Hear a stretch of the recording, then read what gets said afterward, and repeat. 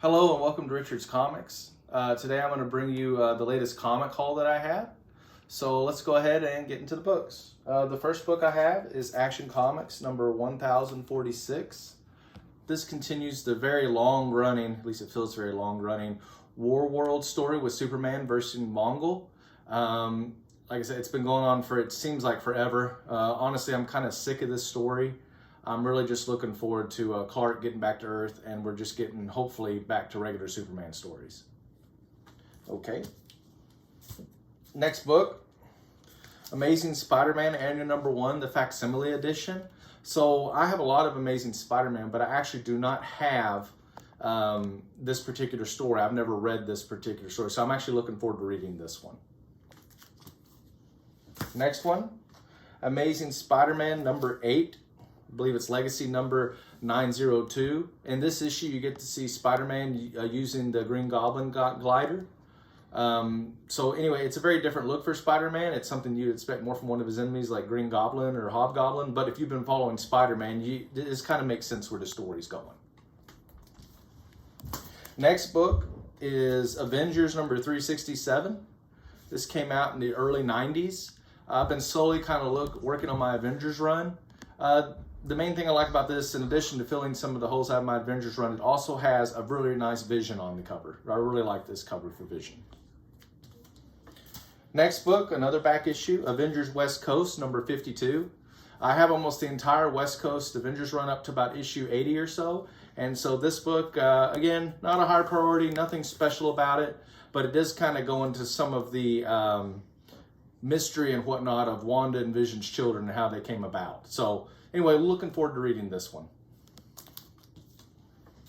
Next book, Batman Fortress number 4.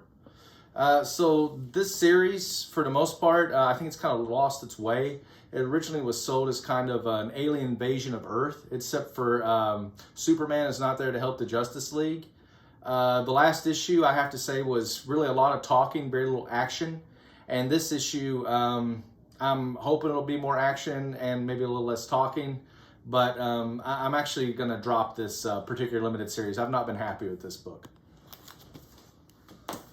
Okay, next book is Batman the Knight, number 8. This is number 8 of a 10-issue limited series. This really talks about Bruce before he became Batman and kind of his journey to become Batman. So, unlike the previous miniseries, Batman Fortress, Batman the Knight, I feel is a very good series. Next issue, Batman Superman the World's Finest, number 6. As most people probably know, this series has gotten a lot of positive reviews.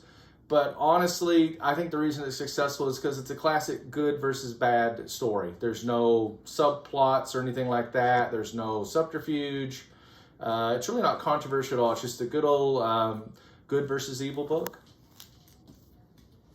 Next issue, DCs A Deceased, War of the Undead Gods. This is the final chapter of the Deceased saga. I like the first DCs quite a bit. The second one was okay. And the reason I like the first one, because I guess you dealt with the characters I'm more familiar with Batman and Superman, the Flash, and those type characters. The second series really seemed to focus more on the legacy characters, and while that's okay, besides maybe Damian Wayne, I really wasn't that interested in some of the other characters. So I'm hoping this one we'll get to see more of the older characters kind of take center stage. Next, Detective Comics number 1063. This has been pretty interesting so far. It's a good detective story, murder mystery, very good cover art. The interior art's very solid as well. I definitely recommend this book if you're just, like it says, a good detective story, trying to figure out who did it and what happened. The other part is Batman is also being haunted by nightmares, and it's something we're not really used to seeing Batman vulnerable in that way, where he himself is being tormented, almost like the Batman persona does for the criminals. Next book, Edge of Spiderverse number 2. So the first issue was pretty good. I have to admit, I really like the Spider-Rex character that was introduced in the first issue. We have a few returning characters from Spiderverse, as well as some new ones that I'm looking forward to checking out. So if you like various different spider people, and animals at this point, I would definitely check this one out. Next one, Gunslinger Spawn, issue number 11. I have to say, Gunslinger is probably my favorite of the Spawn books right now. You've got someone who's displaced from the mid-1800s, and he's really just kind of a man out of time. It's got some humor in it as he tries to deal with modern technology and customs. And at the same time, too, it has some really fantastic art by, I believe, Brett Booth is the artist. Next, Hulk number 8. This is the latest chapter in Banner of War. It has been extremely delayed, I think, by about 2 or 3 months. Really good art. The story's not bad, but they've interjected Tony Stark into what I feel should really be a story focused more on Thor and Hulk. But we'll see how it goes. For the most part, it's a pretty good story. Next issue, Sandman number 1. This is the facsimile edition. And this is DC Sandman, the Lord of Dreams. And if anyone's watching the current Netflix show, that's really why they probably revisited this particular Sandman. So again, if you like Sandman, if you like Neil Gaiman, definitely check it out. Next, another Spawn universe, Scorch number 9. Scorch is the team book in Spawn. This particular character on the front is She-Spawn, who's actually Jessica Priest. Again, solid story. It's $2.99, so it's cheaper than most of the other books that are coming out right now. So I have nothing but good things to say about the Spawn books. They're all really good, really solid reads. Next, Spectacular Spider-Man number 116, kind of a black suit, and then a versus Sabretooth. I'm not sure if this is the first time he's come across Sabretooth, but I can't remember too many stories where Spider-Man goes against Sabretooth. So I've actually been looking to get this one for a while. It's not a huge key. I believe it's the first appearance of the Foreigner, another Spider-related character. But again, it's got kind of a classic cover for me, and I'm looking forward to read it. Next book, Star Wars number 26. Really good Luke and Leia cover. Star Wars, in my opinion, has kind of been floundering a little bit. This takes place between Empire Strikes Back and Return of the Jedi. I'm kind of hoping that they focus back on Luke, Leia, Han, and Chewbacca, because, I mean, honestly, those are really the characters people care about in the original Star Wars story. Next book, Star Wars Darth Vader, number 26. This is set at the same time period as the previous Star Wars 26 you just saw.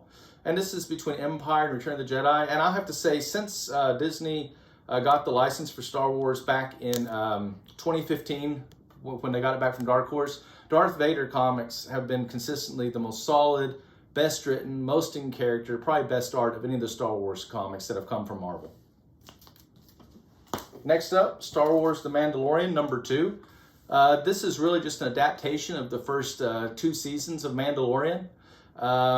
Again, I think this book's going to be really popular. This has got Grogu actually in the actual comic. It's got second appearance of Mandalorian, and just quickly becoming a Star Wars classic. Next up is another facsimile, Tales of Suspense, number 57. This is a reprint of the first appearance of Hawkeye. Very classic Tales of Suspense. I've never read this story, but I'm definitely looking forward to checking it out. And then it's also got an appearance by Black Widow in it.